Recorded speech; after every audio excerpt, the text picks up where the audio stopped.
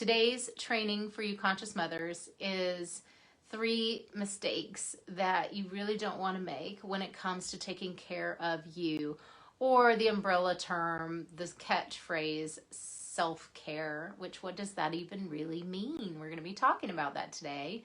And I want to share with you some of the inside scoop of what I have heard over the last 9 months, and more particularly in this here and now, from those of you, hearing from so many of you and having these amazing eye-opening conversations with you that are really illuminating where people are getting stuck in a rut. And this is crazyville, what we've been going through. There's no denying that, like, we've never been through something like this or dreamed of in our lifetimes. And I don't need to spend time ranting about that. It doesn't help to rant about it. You already know that. It doesn't help to flow energy to the negative, but it also doesn't help to ignore the negative or to ignore the reality of your situation. If that is overwhelm, or if that is anxiety or being tapped into fear, it definitely won't serve you to stick your head in the sand or do what people call spiritual bypassing. Like, I'm just gonna zen out and try to, just be positive. And those are just not real things. Like hiding, avoiding, feigning positivity, they just aren't real solutions. They don't change the current situation, which is, for so many of you, you're working full time, you're at home with kids, you've lost childcare or grandparent support, or you've lost an in-home nanny. Some of you, some of you have gone back to that, or your kids are back in school, but not quite because they keep showing up back at home. So the unpredictability is still really in the air. And with that comes a certain amount of anxiety and overwhelm on top of whatever type of normalcy you're trying to create for yourself and your family. And so many of the moms I've spoken to are making the same mistakes. So I want to lay these out so that you know a couple things. One, you can identify if what you're doing is helping you or not helping you. Is it working against you? Two, you're definitely going to know, like, you're not alone in your struggle. Hopefully you know that by now. Like, we're 9 months into COVID, and mothers have bore so much of the burden, have taken on the task of being the one home for the kids, or taking up the homeschooling, or quitting the jobs, or scaling down the hours so we can also then take on kids, right? There's so many things we've layered on that we weren't doing before. And so what's happened is that I have been hearing and seeing people describe, like, I'm in a place now where I'm not knowing how, I'm not finding any time, any space, any energy to put into me, to take care of me. And I'm finding that the old ways that I used to do that are not available to me now, right? So whatever you were doing in the past to remedy anxiety, or to, I used to run to I didn't know the word anxiety then, 20 years ago, but I used to run to manage a feeling of agitation, or restlessness, or irritation. So those are all forms of anxiety. I used to run to kind of get that out of my body. Like, that was the only way, was to get my blood circulating. It was the only way for me to calm my mind down and relax my body, because I hold a lot of tension in my body. And so if you do too, you probably are one of those people too who, like, you are hitting the gym to cope with all that you have on your plate as a mother, caregiver, provider, all those things, right? So those old ways have been cut off in a lot of places. And even if you're able to go back to your gym or whatever, like, it doesn't change the fact that the landscape is still so different. So what I'm hearing women say is, I'm struggling so deeply to figure out, like, where I fit into this equation, where my mental health, emotional health, psychological, physical health, where all of me can be healthy here in this current version of my reality. Because what's happening is marriages are going sideways, communication's in the toilet, there's a shit ton, of resentment and just anger and conflict that's on the rise. Why? Because we aren't doing well. Like, if you're not doing well as a mom, then the whole ship is kind of going sideways or going under. So tell me if it's making sense so far. Are you guys hearing, is it resonating for you? Are you hearing that any of this is true for you? Just say so in the chat. So as we take a look at this, we're doing this because we want to know, from in the middle of the storm, you really can't see. You know, there's no real great perspective when you are in the middle of something. It's retrospect, or hindsight is 2020. But when we're in the middle of overwhelm, we can't even know like what to do for ourselves so often. And I want to go through the 3 steps now, and I want you to just get your pen and paper so that you can jot down what feels helpful for you and turn off other distractions, because if anything's going to change, then it's going to take really absorbing. It's going to take really getting and hearing and integrating then the change that you hear, the learning that you hear. And often we'll like watch something, especially something free, like you watch it, there's no investment, there's no commitment, and you just go like, oh yeah, and you log it into some part of your brain. I'll have to try to remember that, or maybe you even have an aha moment, but there's no implementation, there's no structure, accountability, no commitment, no nothing like that. So the reality that anything in your daily landscape of your body, yourself, your mind will change from watching this is small. However, if this is all you've got, and this is the your one sort of 20-minute foray into creating what you want for the tone of your day, then take it seriously. Write it down. Tune into yourself. Take it into study later, and really see what you can put into practice from this. Just want to encourage you to make use of all the resources you have. So let's go into the 3 self-care mistakes. These are 3 mistakes that a lot of moms are making now, and not knowing that they're making them, and winding up in exhaustion and fatigue. So step 1, mistake 1. I'm going to call it mistake number 1. And this is an obvious one, and it's short and sweet. If you're making the mistake of not thinking of yourself at all, like if you're just not even thinking of yourself, if you're not noticing yourself at all, that is very obvious mistake number 1 I want you to know about. Most people are making this mistake. So much energy and attention is flowing out to tasks, to circumstances, to future worries about, oh my God, what will happen when, or what if I don't get my stuff together, and I keep yelling at my kids and they're ruined and traumatized and they have to go to years of therapy like I did because of what my parents did to me because of stupid COVID. I was doing so great before. So when you do that, when your mind goes down the rabbit hole of all of that, you're actually not thinking of yourself. You're thinking of everything else. You're thinking of the problem, of the tasks. You're measuring yourself, comparing yourself to some idealistic version. You are thinking of your children and worrying about them. You are thinking about worrying about judgment from others or from your partner, or the way that he or she might criticize you or feel not the way you feel about anything. We talk to a lot of moms who have chosen to go off of work and fully commit at home now. So becoming sort of feeling like this new dependency in this role. It's so strange. Like, I'm usually earning money, but I'm not earning money right now. And I'm a really independent person, and I'm a decision maker and an action taker. And here I am, like, drowning in the laundry. And it's so frustrating.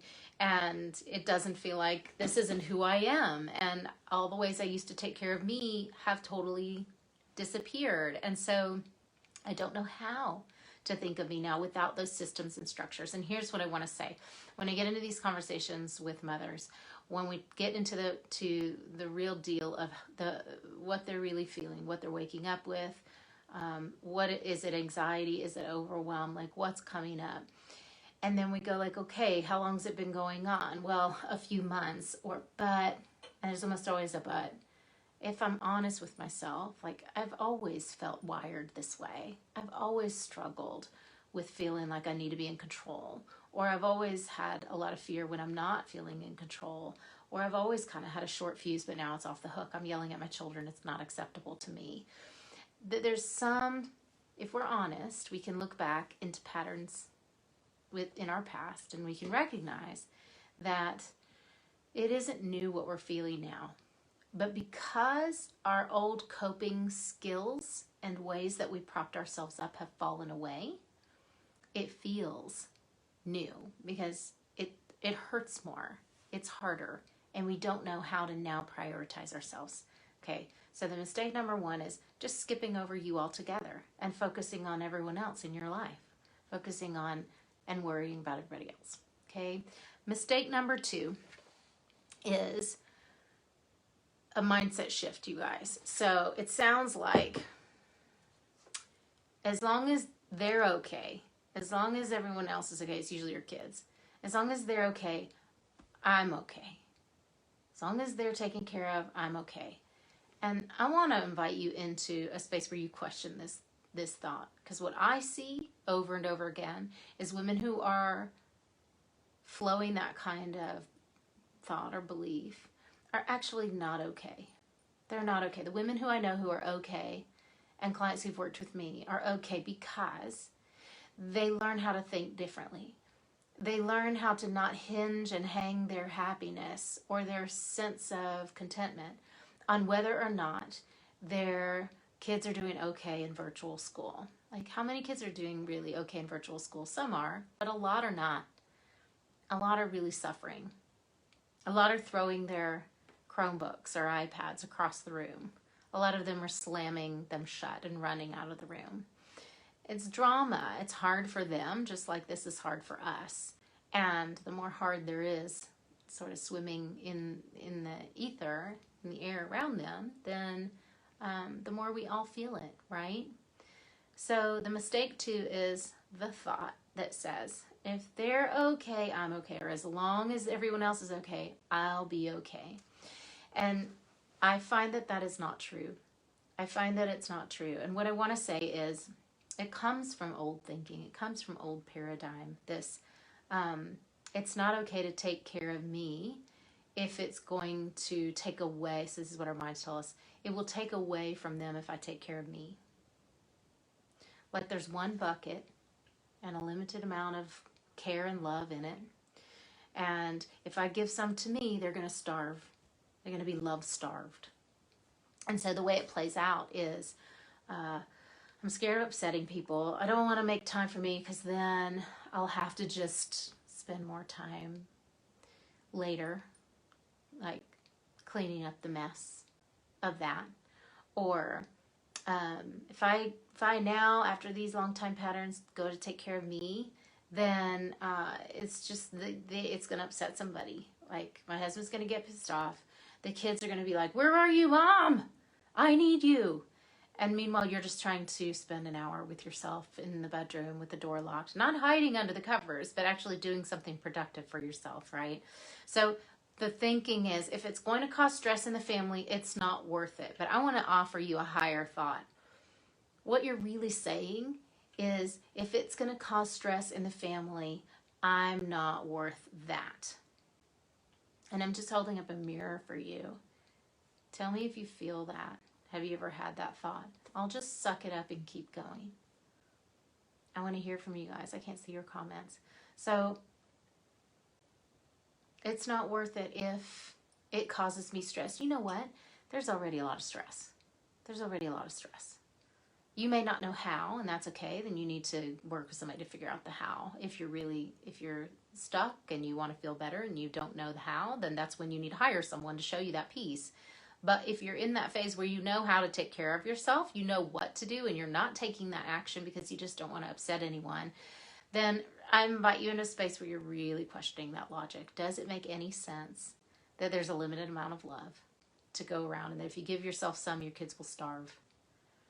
So when I see that pattern, what I know for sure is there's more underneath the surface we need to resolve in order for you to be free of that. And that's the work I'm doing in Awakened Motherhood.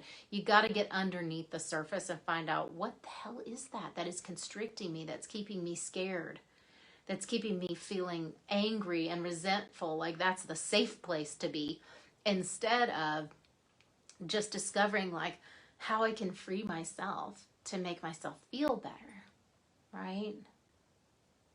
Okay, so we get uncomfortable when we think about taking care of ourselves.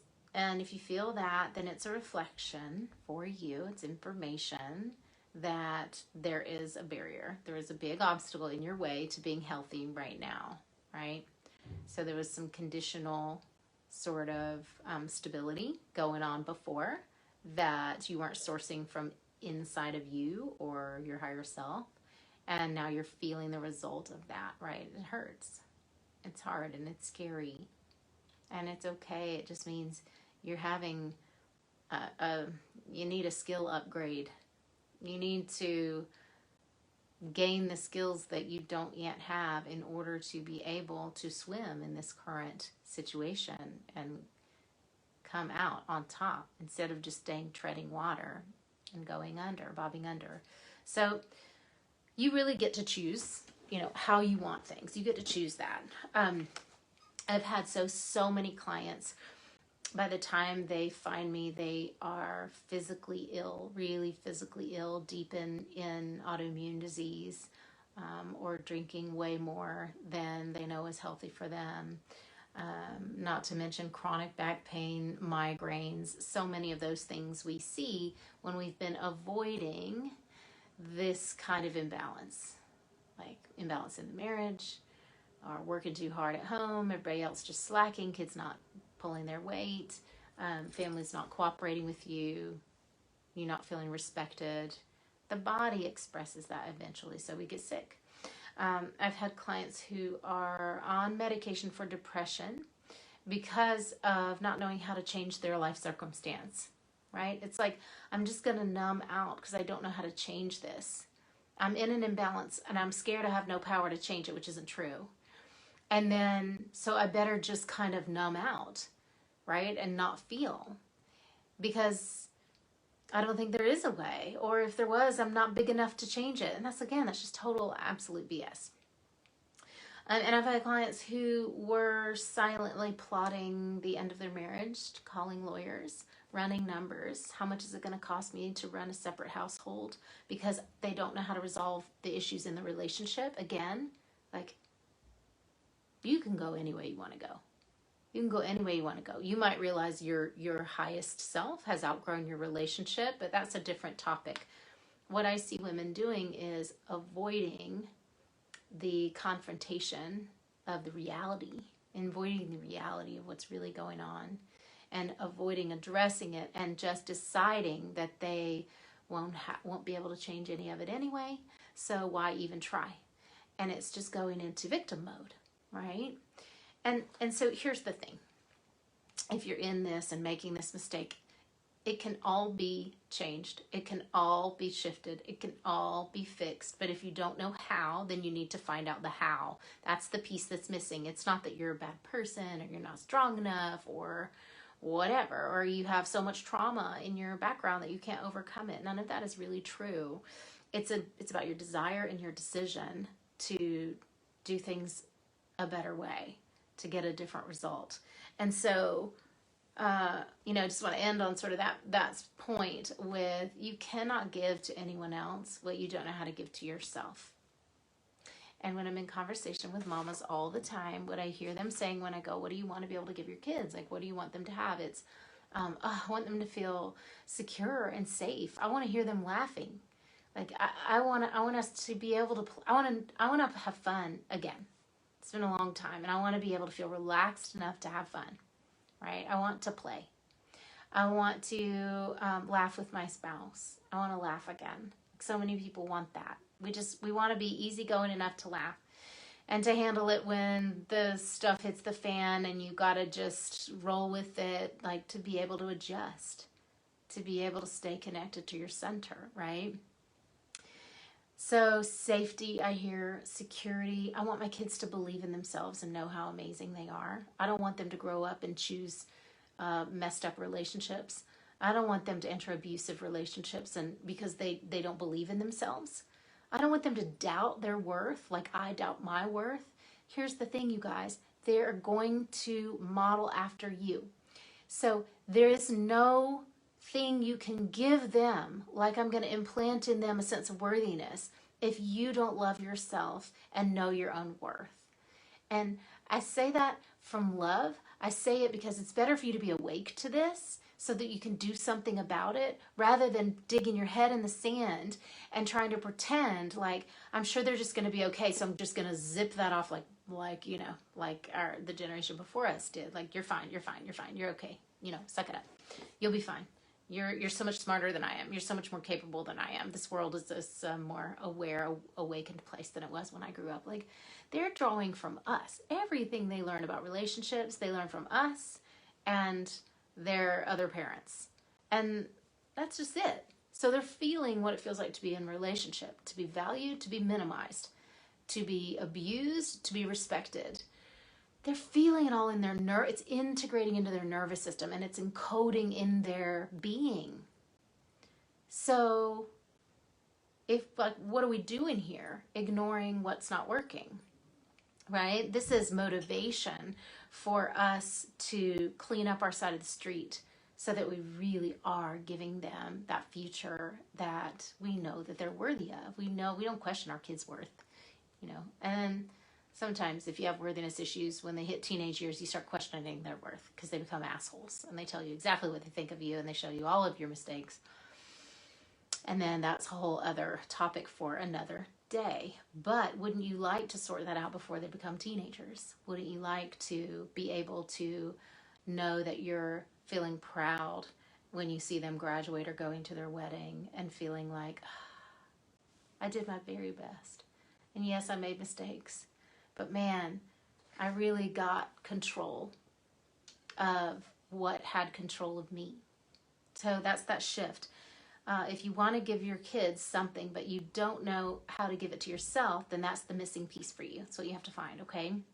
And then the third mistake, so let me recap. The first one is, if they're okay, I'm okay kind of thinking, and where that gets you. It's the flip of that. It's, if I'm okay, they're going to be okay. The second mistake that people make is, that was the second step, wasn't it? No. First one is not thinking about yourself ever. The second one is, if they're okay, I'm okay. And it's really the opposite is true. If I'm okay, my kids are going to be okay. But I got to sort out me first. And then the third mistake that I see people making is this idea that taking care of me is extra or a bonus, like it happens after the tasks are done. Raise your hand if you're guilty of that. If you're guilty of that. I'll do me later. As long as make sure everyone else is taken care of. And then I'll do me. And guess what happens? You're exhausted. You're fatigued. You're depleted. You don't care about you because you haven't really been practicing that. And so the way people think about self-care is as an escape, as a form of escape, right? And so I'll just take care of me, like get my hair cut. I gave you that example. That was not relaxing. But I'll go on a spa weekend with a friend, or I will take a walk outside or go for a run, or I will do the things that I know nurture my soul, to escape this hard every day. Because I don't like, so here's the thing. If you don't like being at home, just face that, you guys. Like, it's better to just face it so then you can do something about it. If self-care is a form of escape for you, what does that tell you about how you feel in your everyday? If I need to escape my everyday because, because like I don't feel safe there or I'm not enjoying it. I mean, that's what it is for most moms who reach out to me like, I'm just not enjoying it. I'm not enjoying it. I don't feel fulfilled. I'm angry a lot. I'm annoyed. I am exhausted. I'm depleted. Like, that's where a lot of moms are right now. Raise your hand if you're there, if that resonates for you. If you're there, you're likely going to think of these self-care things as forms of escape, as a path to escape or to kind of forget or block out your actual life, your reality. The one that it's hard to sort of sink into. right?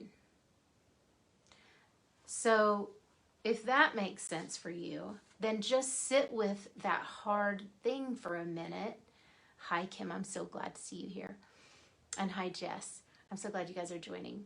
Sit with that for a minute. Like, it just is hard. And what does that feel? Probably like sad. You might feel heartbreak, like a lot of my clients feel, that they're not getting the benefit of being around kids and enjoying the family they've created.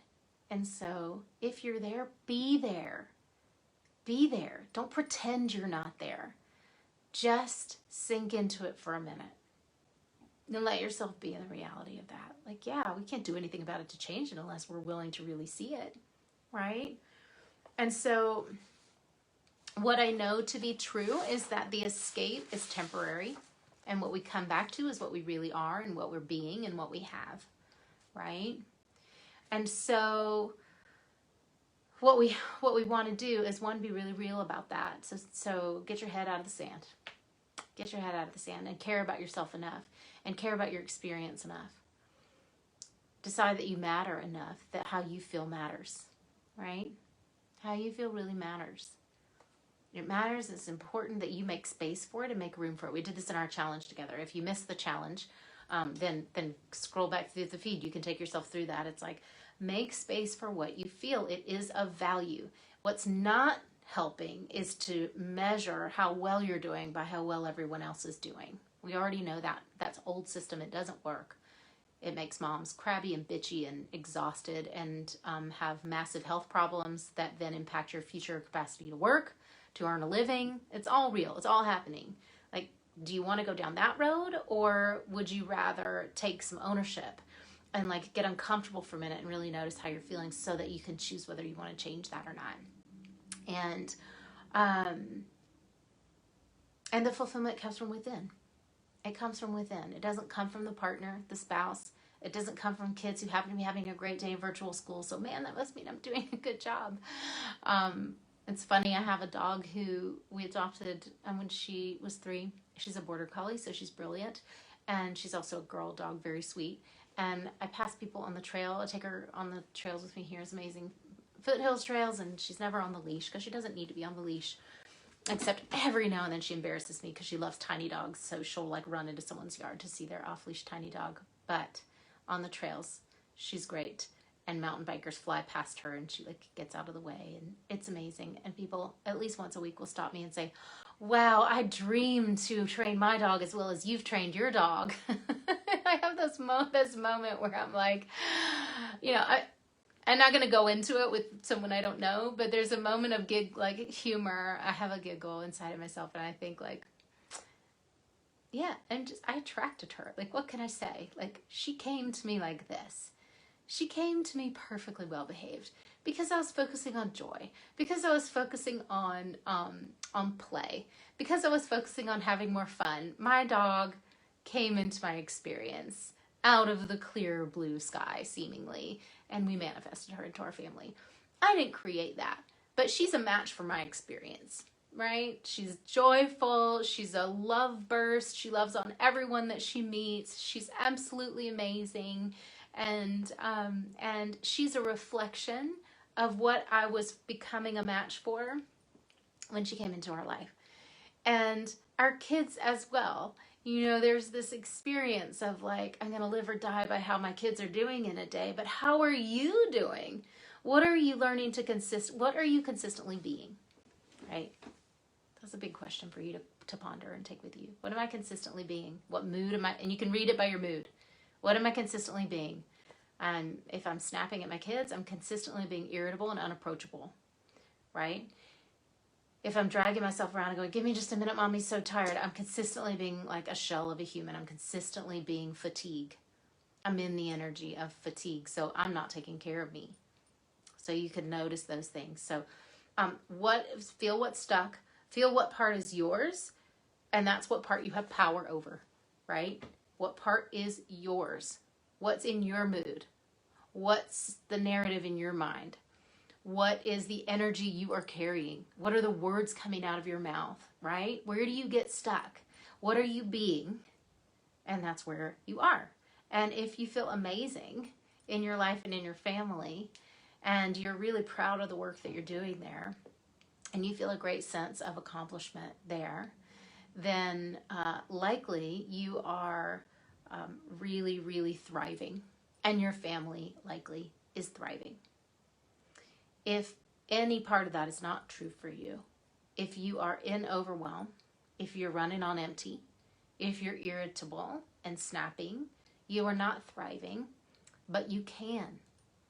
You can. Just because you've never known how, or you've never been free of the clutches of anxiety, or you've never been able to speak clearly, and say what you need and what you feel without fear of retaliation, it doesn't mean you can't learn how to do it. All right? So I want to flow to you so much encouragement and support, but also the reality of the situation, which is our dominant patterns persist until we change them. They persist until we learn how to get on a different dominant pattern.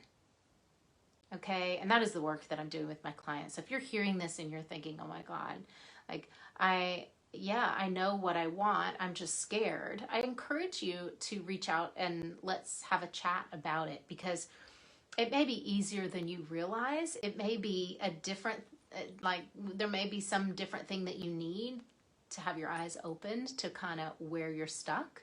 And if that's the case, then we can find out together, and I can help just sort of point you in the right direction. Others of you are chomping at the bit, I'm sure, and really ready. You don't want to stay in overwhelm for another day. You're sick of being controlled by how you feel and manipulated by your life or COVID or the system, the school system, your partner, whatever it is, and you're ready to get in the driver's seat again. Then let's have a conversation to see if what's going on for you is something I can help you solve. I'd be happy to do that for you. And the call is free. It's a 45-minute booking on my calendar. So find a time and a space, reach out to me if you want to do that. And I'd be happy to break it down with you and tell you like the reality of what it takes. Because not everybody's ready. It takes commitment. And it isn't rainbows and unicorns to do inner work to eliminate overwhelm. It's also not nearly as painful as what you've been living in for months or years. So reach out to me if you want to know more about that. And please do leave a takeaway, leave a distinction, a takeaway. What'd you hear here today? Which one of the mistakes was like, I'm doing that, or you want to change that, or it was an aha moment for you? I want to hear. All right? Leave it down below. Participation is key. Showing up is key. If you expect results, you got to do that piece. And just sending you lots of love for the rest of Friday. Enjoy your weekend. And if you're not enjoying your life, why are you tolerating that? Reach out for help. All right, you guys. Love you. See you soon.